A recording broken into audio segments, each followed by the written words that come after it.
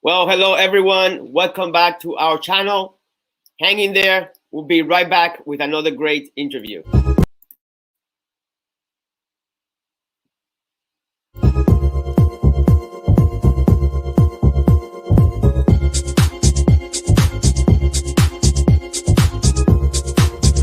And most important, sail fast.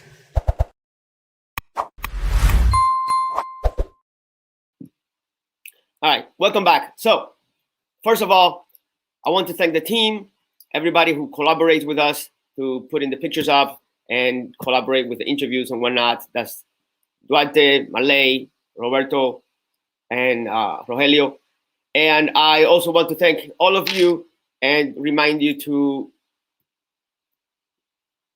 where is it? Here. Like, subscribe, and comment. All right, so today, another awesome interview, and today we are talking to Lucas. Hi. Hey, Lucas, how are you? It's 16. Great. Thank you for having me here, Alberto. All right, awesome, man. So let's jump right in. So yeah, sure. Tell us who is Lucas? Where are you from? Where did you grow up? And how did you start sailing? Yeah, for sure. So I'm originally from Baltimore, Maryland, but as of now, Annapolis is home. I started sailing when I was 14 years old at a community sailing center called the Downtown Sailing Center in Baltimore. My school had required me to get service hours, and being on the water sounded awesome. So, and when I got there, I was, doing a lot of boat work and watching the boat sail off the dock, and really just fell in love with the sport, and everything took off from there. Then from there, ended up at another community sailing center called the Baltimore County Sailing Center, which is now called the Chesapeake Experience, also in Baltimore. And then just made my way into Annapolis, and then everything from there is history. Man, I gotta say, Annapolis, it's one of my favorite cities. As a city itself, but also for sailing, it's great too. Yeah, I love it. I just keep finding myself back there. It's a great place. So how did you go from for fun sailing into active competitive sailing? That's a really great question, and a question I get asked a lot by people that are really starting to get into the sport and starting to really enjoy being out there on the water. So racing for me was always a big part of my sailing, as most of my original sailing experience was on the high school team at the Baltimore County Sailing Center. So I never really got into the sport through taking sailboats out to cruise. But I really had a change where I went from passively racing as a hobby to really making it a lifestyle when I transferred to Christchurch School my junior year of high school. We had the Baltimore County Sailing Center, since we actually didn't have enough people from each school to make a varsity team, we were stuck sailing JV. And it was really something I wanted to do. So I started going down to Annapolis and training out of the yacht club and connected with the Christchurch people down there. And then from there, I was able to sail varsity 5, 6, 7 times a week and never stopped since then. That's awesome, man. That's awesome. All right. So let's see. So we know you have competed on, in different competitions, in different classes. So which one is your favorite? Which one brings you the most emotion or better memories? For that, I would have to say the Snipe Fleet. I've gotten the chance to sail a lot of different kinds of boats, everything from 55 footers down to a little 9-foot foil and dinghy. Yeah, but Fleet's awesome just because you have such a wide variety of talent from a bunch of different venues of sailing that all come together to sail this really weird old boat. But everybody loves it. Everybody's having a great time, and it's a super tight knit community. Out of all the fleets I've sailed in, that's definitely the one where I've made the most friends that, I'd consider long time, great friends, and just had a bunch of awesome experiences on and off the water. It's a really great fleet, and I'm super happy to be a part of it. I like to hear about Snipes. We have a lot of Snipes fans on this group. That's awesome. Yes. I think it's a great boat. It's a great boat. So how do you transition from athlete to coach? So and actually, I'm sorry, but before we go there, tell us about this. Wait, we need to know about this. What is this, man? God. What happened here?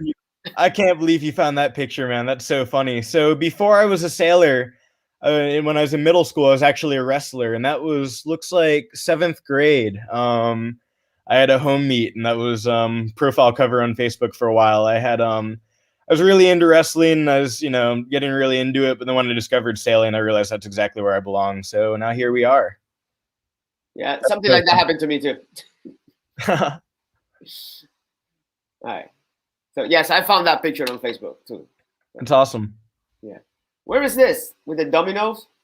So that's actually that's a J22 at the Downtown Sailing Center in Baltimore. That's where I got started sailing. Yeah, that picture was actually one of the first regattas that I had ever been to at that time. We had I worked there during the summer and a bit during the fall, and then during the winter we had a frostbite series in J22s, and that was really the first keelboating I got into, and some of the first actual competitive like going around marks racing that I had done. That was a really fun day. Nice. How about these ones? So the one on the left is that was my profile picture. I got that picture taken the day I came to St. Mary's, which was really cool day. They lined us all up after tryouts and took headshots for all the team stuff. And then the one on the right, I was actually skippering a 75-foot schooner in Annapolis called the Woodwind. Wow. Yeah, that was a really awesome time. We had how is that though? How is that transition, if you will, right from a snipe, let's say, or J24 to something like that?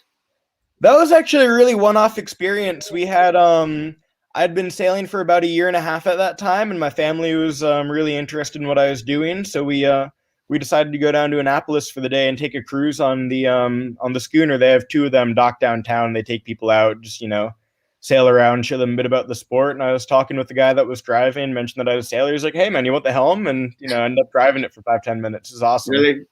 Yeah, I've always wondered, what goes through your head when you go from, just this little tiller, right, on a snipe or 430, I mean 470 or 420, you name it, and then just jumping into something that big, right? Yeah, it's super different. That being said, all of the basic functions of sailing are the same in any boat you can be in. Right.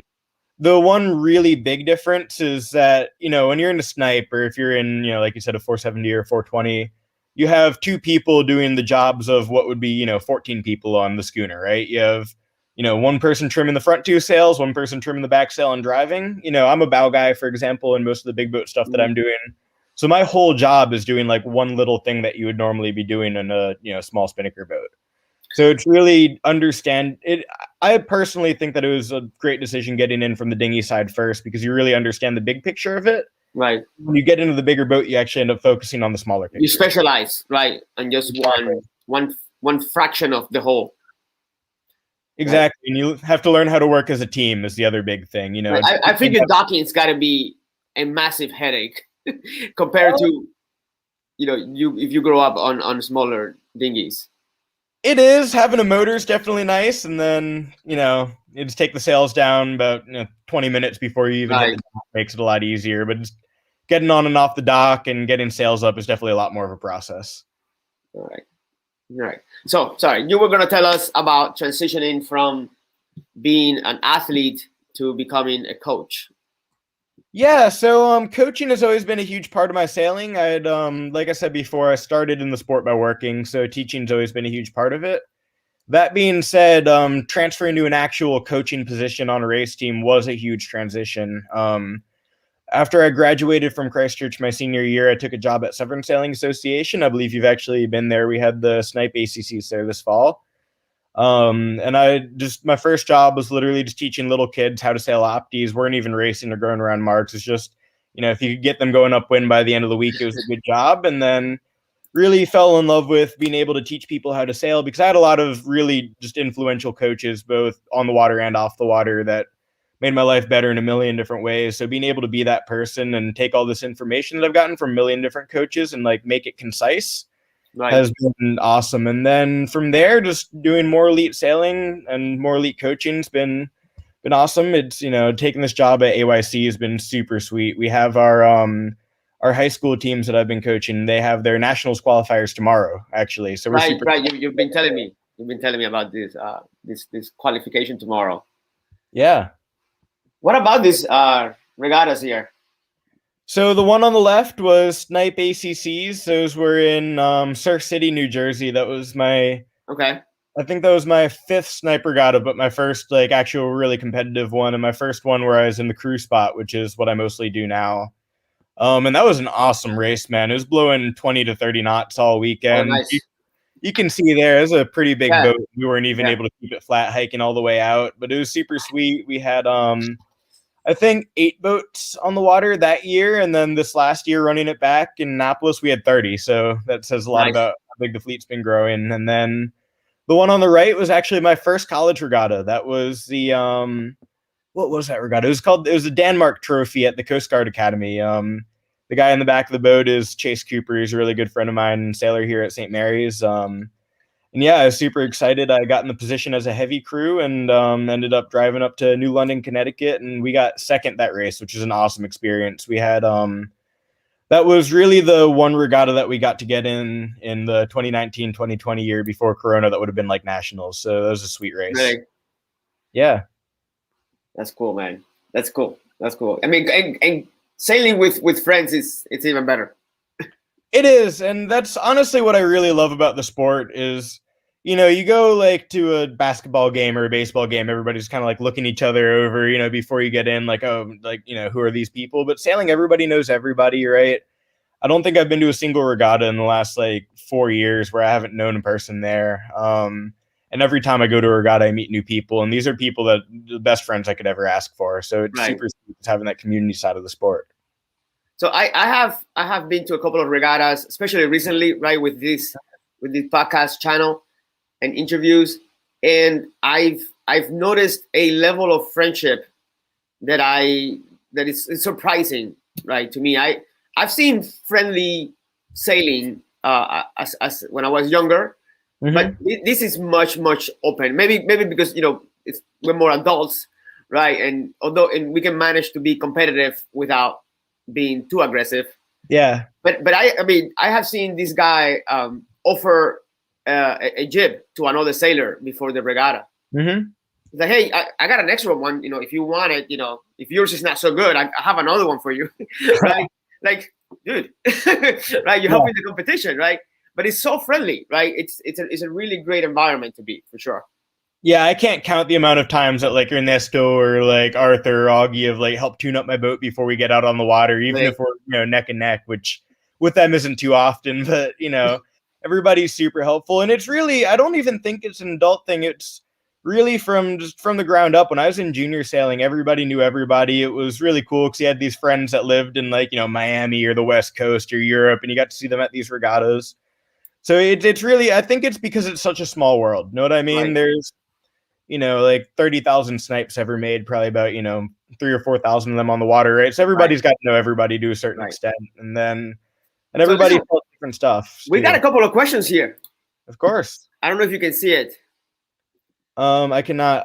Yes, we did win JDP Duarte. We did win the War Memorial and Mesa Champs that fall. That was a really awesome regatta. Another one that was blowing like 30. That was a sweet race. Nice. That was up in New York City, actually.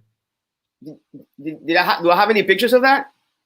I don't think they had pictures at regatta, unfortunately. No, they didn't take any on the water. I have one I could airdrop if you want, of just us after the regatta, but it was just a picture of the team.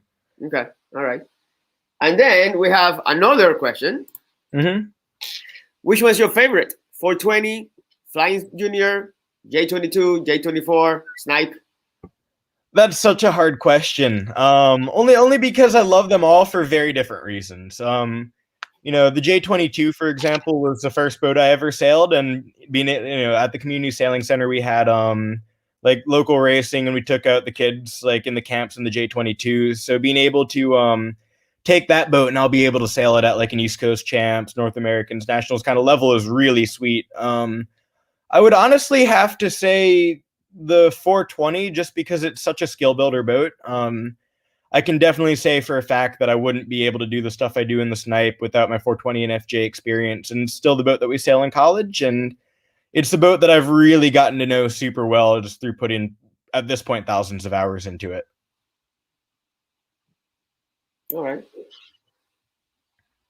So this is one of your larger boat escapades? Yeah, that was the J22 that I sailed at East Coast Champs. That was a really sweet regatta. We had the So the guy in the back, the skipper, had actually just bought this boat. He had retired from the Marine Corps. Oh, hurrah. Oh yeah, and decided that he just wanted to get into sailing as his retirement hobby.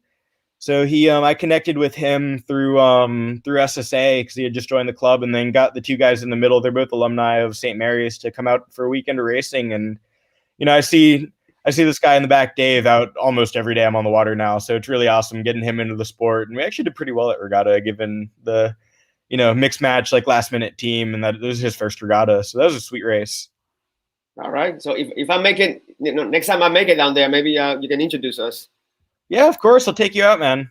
I enjoy meeting all the Marines. For sure. Yeah, he was in the Marine band actually for Oh, was he? years. Yeah, he's a drum player, I believe. Nice. I've never met a Marine from the band. I mean, I was in the Marines for 4 years. Yeah, I read about that in your book. That's awesome. Thank you, by the way, for your Thank you. service. No problem. But but not not the band guys. But anyway, so as a sport, what attracts you the most about sailing? I've touched on this a little bit before. I would really have to say it's just the community, really. Like I couldn't tell you what we got at 2019 Charleston Race Week, right? But I can tell you a million stories about what happened on the water and what happened on land. Same thing. I mean, some of my best memories really in my life have been from regattas, especially in the Snipe fleet and in the J22 and in the 420 fleets, and like being able to meet people through that I can really consider family at this point is awesome. And being able to bring other people into it and teach people as a coach and kind of be that person to get other people into that community has been sweet too. Great. Since you're coaching, right, and it sounds like you're coaching, the smallest, the green crowd, right? Mm-hmm.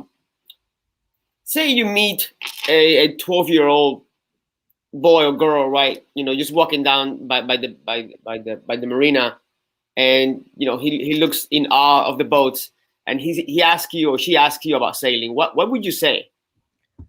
I would say three things. One, stick with it. Two, be patient. And three, sail as many different kinds of boats as you can. Right? This is a sport where, there's been a million times in my journey through sailing so far where I felt like, maybe there's not really a level above this, or maybe I can't get to that level above this, or I don't know what to do, where to go. But if you just stick with it, keep showing up, keep getting better, keep meeting people, right? Those opportunities end up actually coming to you. Like, for example, my first sniper regatta was somebody needed a super last minute skipper. And I was like, yeah, sure, I'll sail a snipe. Why not? Right. Drove down to SSA. Right now I'm a member at SSA, sail every snipe regatta I can get to. And I have some of the, best friends in the world through the snipe fleet. I got an email in February about, coaching high school part-time at AYC. And now that's my full-time job for the summer. And I plan on working there for a long time. So if you're patient and you stick with it, you can really do some awesome things. And then kind of stepping onto that, going off of that, you need to network as well. Meet as many people as you can from as many different types of the sport. This is a sport where it's as much who you know as what you know, right? Especially when it comes to bigger boats where you have, boat owners that, have the people that they really enjoy sailing with, that they sail with every time that they get, to be their crews, right? If, don't leave the boat park right when you get off the regatta. Stay, get some food, talk a while, right? Not only will that... I strongly agree with that portion.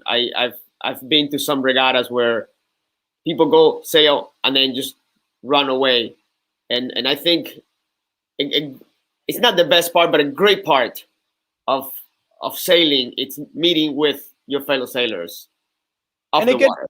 Yeah, and it gets you a lot better. I mean, down in the snipe circuit in Miami this winter, like when we got off the water, we would, we'd go to a bar or restaurant or back to somebody's place and just talk for hours, sometimes even for just about what happened on the water, right? Look over footage, go over scores, right? And you're getting better, right? You're learning a lot from a lot of people that know a lot more than you or know different things than you, right? Because even if you know more than somebody always knows something different than you.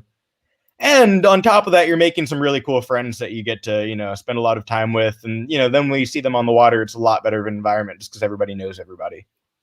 And then lastly, just sail other kinds of boats. Right. Tell us about that. Every boat has something it can offer, right? I'd say some of the boats that I've learned the most from are like the most obscure. Like take the Snipe, for example. It was designed in 1930, right? It's a super old fleet with a lot of really experienced different types of people, right? It's got this big metal keel, like this really weird sail plan. It's got a sprit pole, like nothing you would ever see in most boats that are made today, right? But I've still learned an incredible amount from that boat. Or if you take, for example, I sailed a boat every weekend this last summer up in the New York area called an Atlantic 30. It's a full keeled 30-foot designed in the 1920s, like, really old, like classic type of boat. But I learned a whole lot about tactics, about sail trim, and just about the big boat world through doing that. And that's something that I apply when I'm in a J70 or Melges 32, where everything's carbon, planing, Right. 32 feet long and still planing. So I can see that, being exposed to different sailboats.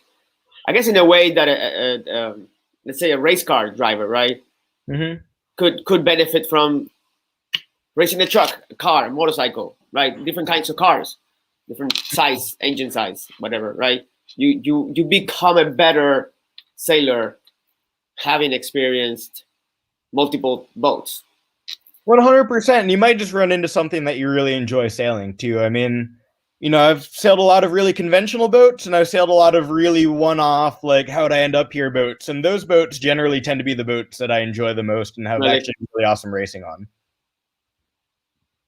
All right, so Duarte is online with lots of questions today. Yes. Thank God. It helps the monotony of my boring questions. Exactly. USA, yeah. Junior Olympics 2016. So I had that was actually my first laser regatta, which is really awesome because I'm coming into the summer being the laser coach at AYC now, which is to really come full circle. I had done the laser program for a couple weeks at the Baltimore County Sailing Center, and we unfortunately just didn't have the resources, just trailer-wise and everything, to even be able to go to regattas. So I just went online. I was like, all right, what's around me? And ended up driving out to Delaware for the Junior Olympics, had a great time, and then ended up actually sailing the laser radial a little bit internationally, a lot of the winter circuit stuff, and now it's my main source of income. So yeah, that was a really awesome regatta. It's really awesome. I'm loving these like regattas that you're throwing at me from forever ago. Because I was gonna say this whole thing of going out of your way to go sailing somewhere, it seems to be working out for you. It does, and it's something that you really like. The people that do that end up going a lot farther. Like, for example, when I was sailing, when I left Baltimore and before I went to Christchurch, like that summer, I was sailing out of the Annapolis Yacht Club, and I didn't have a car. I was like 15 years old, couldn't drive, right? I had to take the bus 2 hours each way to get down to Annapolis. But that, and it sucked in the time being. It was awful, right? Like It felt terrible, like waking up at 6, going to bed at like 11, right? And spending the whole time in between to sailing or traveling. But like, it was really sweet in the sense that like, I've been able, like, I learned more that summer than I really have any other time, because you get in that grind mindset and you get to really want it in a different way. And the people that do that, and I see this with my teammates, I see this with myself, and I see that with the kids I coach, like the people that want it like that really end up going a lot farther. And it might not be now and it might not be tomorrow, but 3-4 years from now, you're going to see them doing some really hours on the water. Mm-hmm. Hours on the water and hours getting to the water if it takes that. Right. Of course. Your favorite GP sail?